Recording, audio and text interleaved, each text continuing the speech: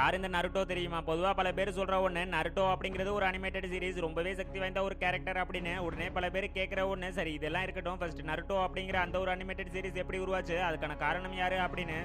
அதுக்கு முன்னாடி யாருக்கெல்லாம் நருட்டோ பிடிக்குமோ அவங்க எல்லாரும் லைக் பண்ணுங்க. அதோட நருட்டோல உங்களுக்கு பிடிச்ச கேரக்டர் யாரு அப்படிங்கறத கமெண்ட்ல சொல்லுங்க. ஃபர்ஸ்ட் இதெல்லாம் இருக்க ஜப்பானை சேர்ந்த மசாஷி கிஷிமோடோ அப்படிங்கிற ஒருத்தருக்கு நம்ம ஒரு நல்ல அனிமேட்டட் சீரிஸ் கிரியேட் பண்ணணும் அப்படின்னு ஆசை. அதுக்காக ஃபர்ஸ்ட் டைமா 1997ல நருட்டோவை படமா வரைஞ்சு கதையை சொல்லி ஒரு சில மேகசீனை ரிலீஸ் பண்ணியிருக்காரு.